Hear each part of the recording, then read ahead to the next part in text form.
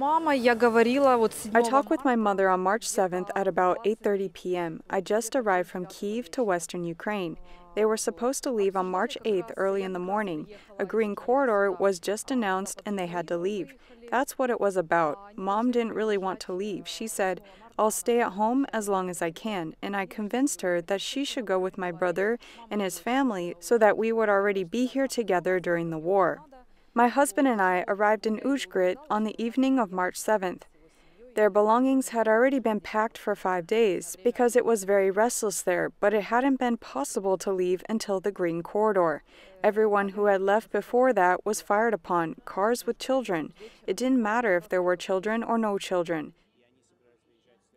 So they waited for the official green corridor that was opening on March 8th.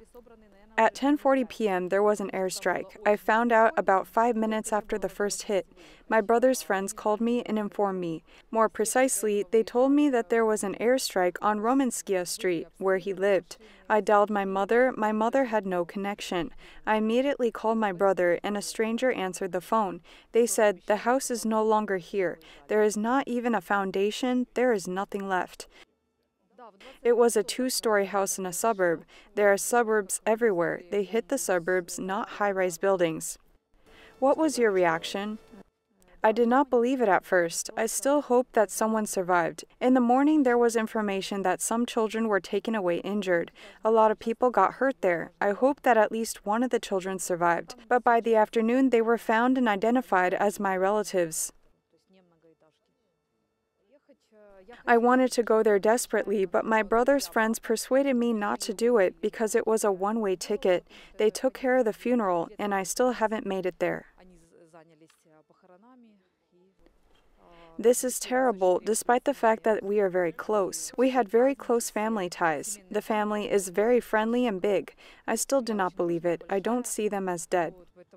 While I am here as a volunteer, but at the first opportunity, I will definitely return. Do you have relatives in Russia? Thank God, no. But my husband has. They don't believe it. They believe that our soldiers are shooting and that we are killing ourselves.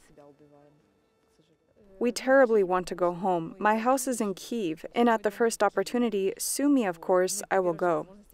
Mom's apartment was there. There is my father's house where I grew up, where I was born.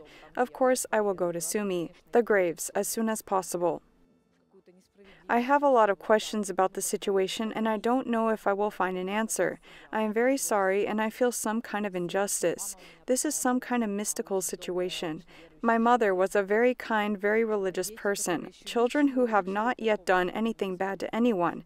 It's so painful and so hard to understand why this happened to my family.